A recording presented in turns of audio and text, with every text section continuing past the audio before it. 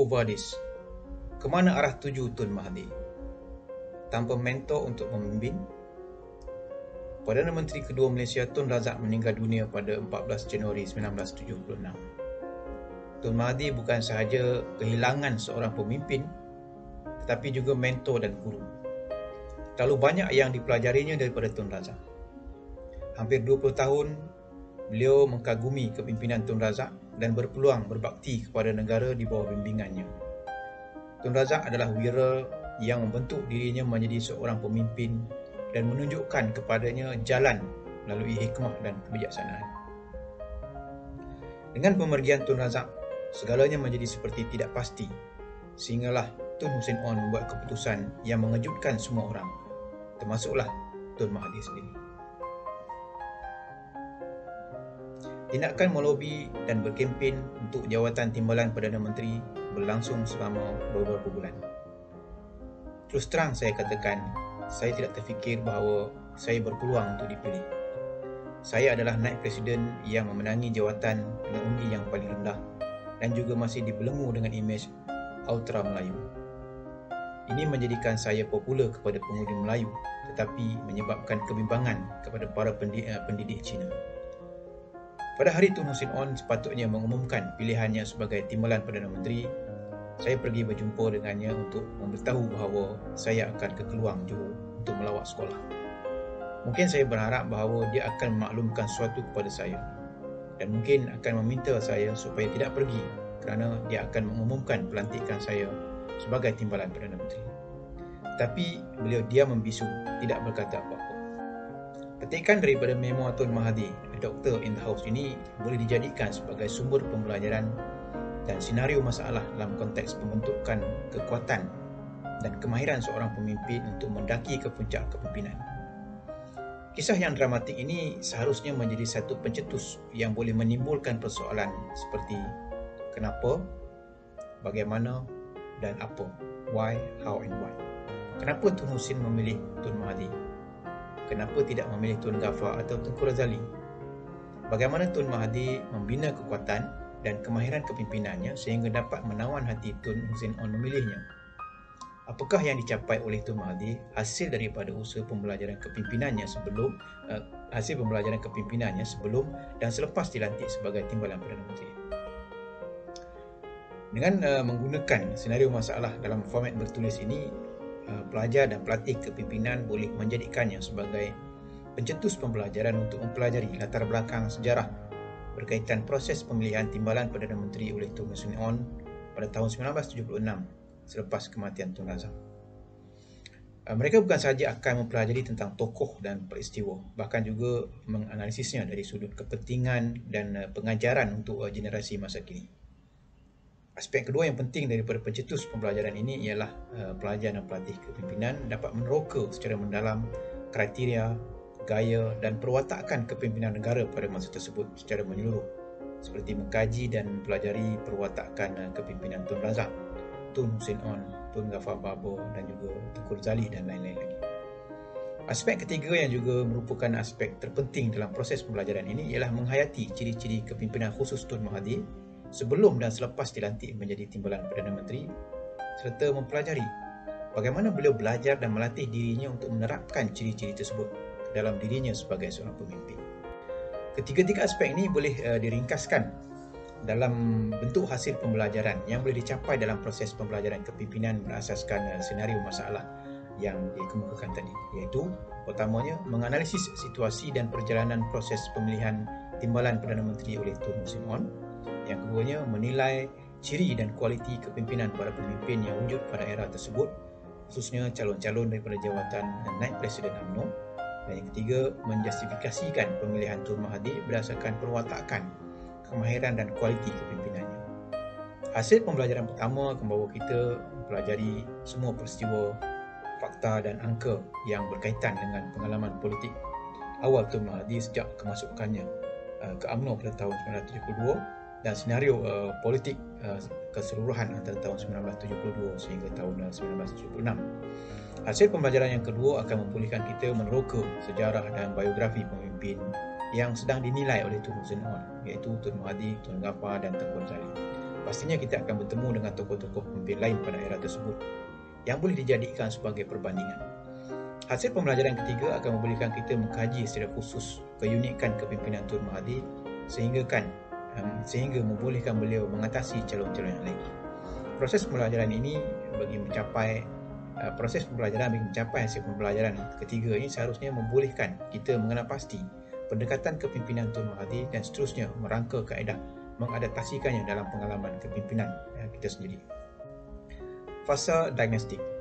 Proses diagnostik menggunakan pendekatan FILA melibatkan 4 langkah utama, iaitu mengenal pasti fakta, idea, isu pembelajaran dan mengemukakan cadangan langkah pembelajaran lanjutan ataupun pelan tindakan. Pendekatan ini adalah fleksibel di mana fasilitator ataupun jurulatih kepimpinan boleh memilih kaedah yang dirasakan sesuai menurut kemahiran dan keperluan mereka. Langkah pertama, mengenal pasti fakta. Langkah pertama dalam proses diagnostik ialah mengenal pasti dan menyusun fakta agar mudah diketahui susul galurnya dan mudah dipelajari pada langkah seterusnya. Berdasarkan kepada pencetus pembelajaran yang dikemukakan sebelum ini, berikut adalah 5 fakta penting yang dikenal pasti. Fakta yang pertama, tindakan melobi dan berkempen untuk jawatan timbalan Perdana Menteri berlangsung selama beberapa bulan. Fakta yang kedua, terus terang saya katakan saya tidak terfikir bahawa saya berpeluang untuk dipilih. Saya adalah naib presiden yang memenangi jawatan dengan undi yang paling rendah dan juga masih dibelenggu dengan imej ultra Melayu. Ini menjadikan saya popular kepada pengundi Melayu tetapi menyebabkan kebimbangan kepada para pendidik Cina. Fakta yang ketiga, pada hari Tun Hussein On sepatutnya mengumumkan pemilihan sebagai timbalan Perdana Menteri, saya pergi berjumpa dengannya untuk memberitahu bahawa saya akan ke Keluang untuk melawat sekolah. Mungkin saya berharap bahawa dia akan memaklumkan sesuatu kepada saya dan mungkin akan meminta saya supaya tidak pergi kerana dia akan mengumumkan pelantikan saya sebagai timbalan Perdana Menteri. Tetapi beliau diam membisu, tidak berkata apa-apa. Pembahagian fakta kepada 3 bahagian ini adalah contoh untuk memudahkan kefahaman para pembaca. Dalam proses diagnostik sebenar, fakta ini berkemungkinan boleh dibagikan kepada lebih banyak bahagian untuk memperluaskan isi kandungan pembelajaran. Berdasarkan fakta ini, para pelajar atau pelatih kepimpinan boleh memulakan proses menjana idea. Langkah kedua, menjana idea. Penjanaan idea adalah merujuk kepada aplikasi pengetahuan sedia ada terhadap fakta. Pada peringkat ini, proses penjanaan idea banyak bergantung kepada pengalaman pembelajaran lepas pelajar atau pelatih kepimpinan. Setiap pelajar atau pelatih kepimpinan pastinya mempunyai tahap pengetahuan dan pengalaman lepas yang berbeza. Namun begitu, kelebihan bekerja dalam kumpulan akan meningkatkan peluang untuk mereka berkongsi pengetahuan lepas yang berbagai. Peranan pembimbing ataupun fasilitator dan jurulatih kepimpinan adalah untuk memudahkan para pelajar dan pelatih kepimpinan ini membongkar semula pengetahuan lepas mereka dan mencurahkannya dalam sesi diagnostik. Proses penjanaan idea perlu dilakukan melalui pembelajaran secara berkumpulan dengan bimbingan fasilitator dan juga jurulatih. Para pelatih dan kepimpinan akan dicabar untuk mengaitkan pengetahuan sedia ada mereka dengan fakta yang dikenal pasti. Dalam proses pemasaran ini, setiap idea perlu dihargai dan diletakkan pada kedudukan yang sesuai sebelum rumusan akhir dibuat untuk menapis idea-idea tersebut agar hanya yang paling berkaitan sahaja diberikan tumpuan. Namun begitu, idea yang dirasakan kurang berkaitan boleh diletakkan dalam senarai semakan sepanjang proses pembelajaran terarah ke diri seterusnya. Kemungkinan idea-idea ini didapati mempunyai kaitan setelah proses pembelajaran terarah ke diri dilaksanakan. Sebagai contoh, berdasarkan fakta 1 yang telah kita kemukakan tadi, kita mungkin boleh menjanakan idea-idea berikut. Fakta 1, tindakan melobi dan berkempen untuk jawatan timbalan Perdana Menteri berlangsung selama beberapa bulan. Antara idea-ideanya ialah 1, jawatan timbalan Perdana Menteri dikosongkan. 2, ada beberapa orang calon didapati layak. Yang ketiga, Perdana Menteri menghadapi masalah memilih antara mereka. Yang keempat, para calon yang layak mula melobi dan berkempen. Untuk simulasi bagi fakta kedua dan ketiga seterusnya, tuan-tuan dan puan dijemput untuk merujuk bab yang ke-6 buku saya. Tuan-tuan dan puan juga boleh melaksanakan proses ini seterusnya berasaskan contoh yang ditunjukkan bagi fakta yang pertama ini. Langkah ketiga, mengenal pasti isu pembelajaran. Proses diagnostik seterusnya adalah proses mengenal pasti isu pembelajaran berasaskan idea yang dijanakan sebelum ini. Proses ini boleh dilaksanakan dengan pelbagai pendekatan penyoalan. Pelajar atau pelatih kepimpinan boleh diperkenalkan dengan kaedah penyoalan Sokratik ataupun 1H5W.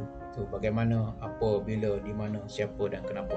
How, what, when, where, who, why, ataupun teknik kenapa, why teknik, atau apa sahaja kaedah penyoalan yang boleh membantu pelatih kepimpinan menguji dan meningkatkan tahap berfikir aras tinggi mereka. Teknik penyoalan seharusnya berbentuk penyoalan terbuka dan bukannya penyoalan tertutup yang berakhir dengan jawapan ya atau tidak. Format penyoalan terbuka akan membawa kepada jawapan yang lebih panjang dan memerlukan penjelasan yang lebih lanjut. Berikut adalah contoh isu pembelajaran yang mungkin dapat dijana daripada fakta 1, iaitu fakta 1 tadi ialah tindakan melobi dan berkempen untuk jawatan timbalan Perdana Menteri berlangsung selama beberapa bulan. Idea yang pertama ialah jawatan timbalan Perdana Menteri dikosongkan. Antara isu pembelajaran yang boleh dijana ialah 1. Apa peristiwa penting yang membawa kepada kekosongan jawatan timbalan Perdana Menteri? Kedua, apakah kedudukan jawatan timbalan Perdana Menteri di Malaysia? Ketiga, kenapakah jawatan timbalan Perdana Menteri penting? Keempat, siapakah tokoh yang pernah memegang jawatan timbalan Perdana Menteri sehingga kini? Bagi idea yang kedua pula, iaitu ada beberapa orang calon yang didapati layak. Antara isu pembelajaran yang boleh dijana ialah 1. Bagaimana calon bertimbalan Perdana Menteri dipilih? Yang kedua, kenapa mereka didapati layak? Yang ketiga, apa hubungan jawatan timbalan Perdana Menteri dengan jawatan politik di dalam parti? Yang keempat, kenapa calon tertentu dikatakan mempunyai peluang lebih baik berbanding yang lain? Seterusnya, idea yang ketiga iaitu Perdana Menteri menghadapi masalah memilih antara mereka. Antara isu pembelajaran yang boleh dijanakan ialah apakah kriteria yang perlu dilihat oleh Perdana Menteri? Yang kedua, apa pandangan Perdana Menteri terhadap calon yang ada? Yang ketiga, siapakah calon yang ingin dipilih oleh Perdana Menteri? Yang keempat, kenapa calon ini dipilih berbanding yang lain?